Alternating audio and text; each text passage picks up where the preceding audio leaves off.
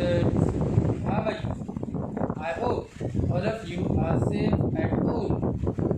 Today we are going to learn clauses. Clauses.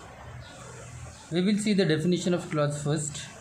It is a group of sensible words which has a subject and a predicate. We will see the definition of it. It is a group of sensible words, means meaningful words, which has a subject. Subject means one who does something is called a subject, or a doer, or performer. And predicate means verb, or verb and other words. There are two kinds of clauses. They are main clause and subordinate clause. We will see one by one with the definition. Main clause is called principal clause also. The definition is it is complete in itself, means it is a meaningful sentence. If we put a full stop at the end of it, it becomes a simple sentence. So it is called independent clause. I have underlined the word independent.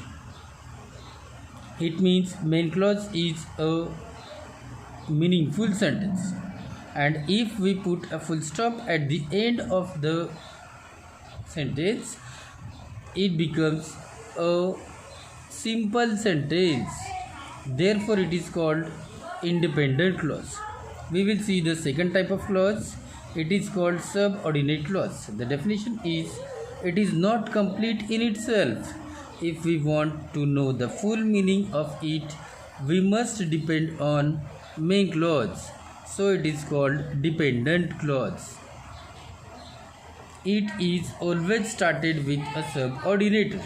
We will see the meaning of definition. It is not complete in itself means it is not a meaningful sentence. And if we want to know the full meaning of it, we have to depend on main clause. Therefore it is called dependent clause. Dependent means one who depend on others, as the students are depend on their parents. And the specialty of subordinate clause is that it is always started with a subordinator. Subordinator means a type of conjunction like that, if, unless, because, as. We will see the examples. First example, I know why he came late. In this sentence there are two clauses, and the instruction is underline the subordinate clause.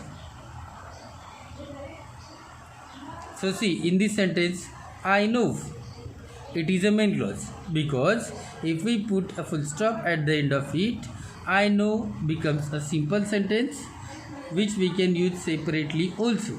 And why he came late is a subordinate clause. This is beginning with why, though it is a WH word, it's not a question because there is no question mark at the end. Therefore why is a subordinator, it means a conjunction. So the subordinate clause is why he came late. We will see the second example.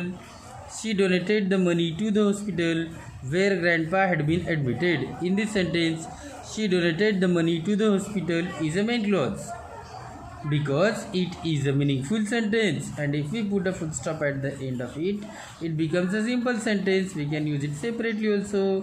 Where grandpa had been admitted is not a meaningful sentence. Therefore it is called subordinate clause.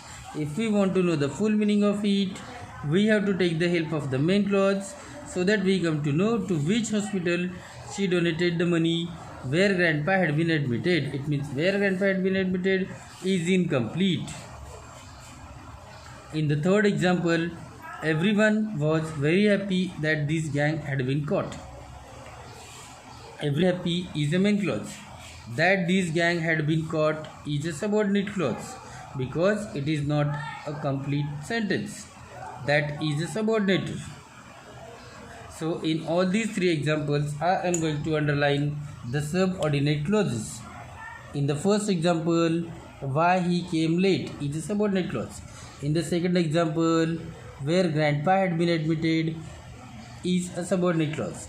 And in the third example, that this gang had been caught is a subordinate clause. Now we will see the types of subordinate clauses.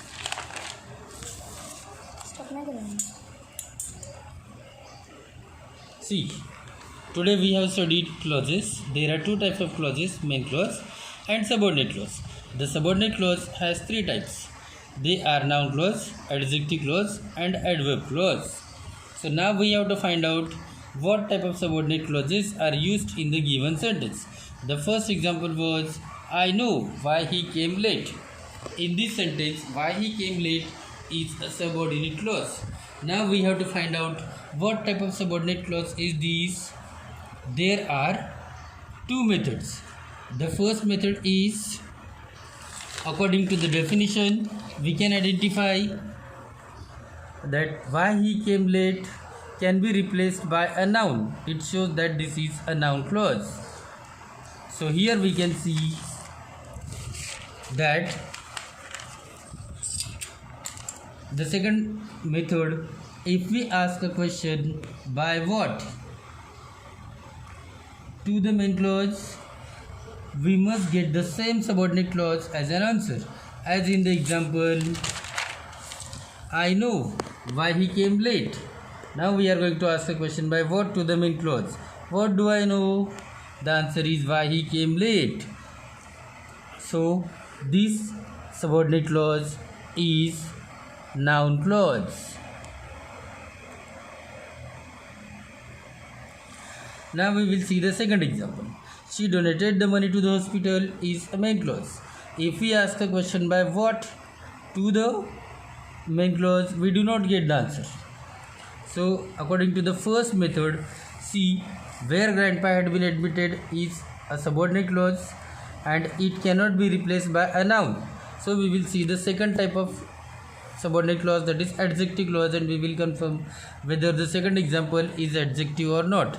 Adjective means it is a describing word or a qualifying word. In short, one may say it gives more information about a noun or pronoun. Where grandpa had been admitted, this subordinate clause gives more information about the noun, the hospital. Therefore, the subordinate clause is adjective clause. We will confirm with the help of second method by asking a question.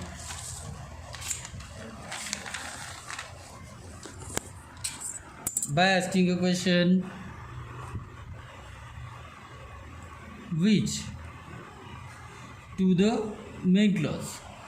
The main clause, she donated the money to the hospital. So when we ask a question by which to the main clause, which hospital did she donate the money, we get the answer where grandpa had been admitted. It means the given sentence is adjective clause. And the third example is, everyone was very happy is a main clause. That this gang had been caught is a subordinate clause. If we ask a question by what to the main clause, what was everyone very happy, we don't get the subordinate clause as an answer. When we ask a question by which also, we do not get this answer. It means whenever we do not get the answer by what and which, then the remaining clause is adverb clause. So according to the first method, we see adverb means it gives more information about the verb or the adjective or the adverb. So this one is called adverb clause because we do not get the subordinate clause as an answer of what and which.